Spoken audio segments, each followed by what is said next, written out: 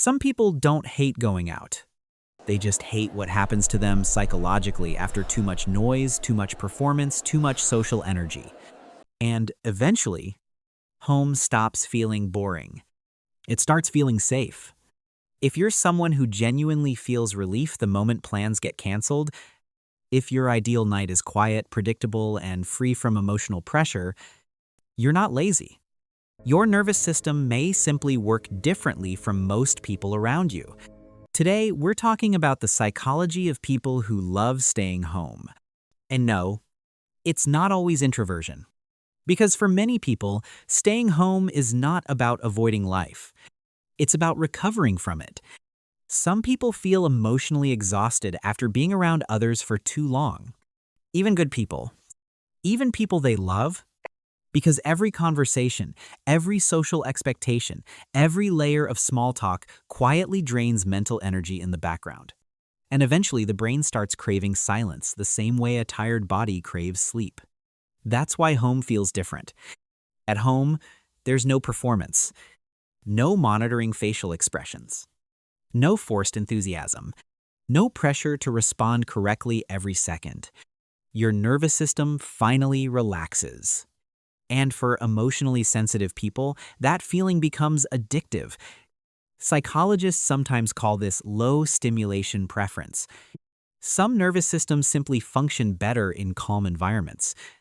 Less noise, less unpredictability, less emotional input. But there's another layer most people never talk about. People who love staying home often have extremely rich inner worlds. They don't get bored easily, because their mind is already active. They can spend hours thinking, creating, reflecting, analyzing life, replaying conversations, imagining scenarios, or simply enjoying peaceful routines most people rush past. A quiet evening alone can feel emotionally fulfilling to them in ways crowded environments never do. And honestly, modern culture struggles to understand this. Because society romanticizes constant stimulation. Being outside, being social, being busy, being seen. But some people feel most like themselves when the world finally becomes quiet. That doesn't make them broken. It makes them psychologically different. Of course, there's an important distinction here. Sometimes staying home is peace. Other times, it's hiding. For some people, isolation comes from anxiety, burnout, depression, or emotional pain that slowly makes the outside world feel heavier and heavier. And that's different from genuinely enjoying solitude.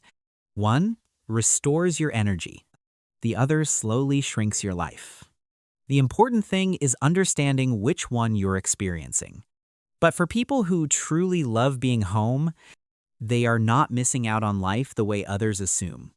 They just experience happiness differently.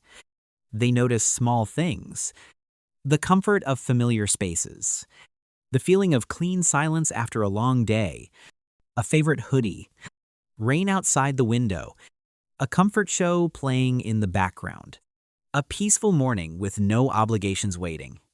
And strangely, those small moments often feel more emotionally real to them than loud, exciting experiences ever could. Because some people are not built for constant stimulation. They are built for depth, for calmness, for emotional safety. So if you're someone who feels more peaceful at home than almost anywhere else, you are not necessarily antisocial. You may simply be tired of a world that never stops demanding your energy. And maybe that's why home feels so good. Because for a few quiet hours, you finally get to exist without performing for anyone.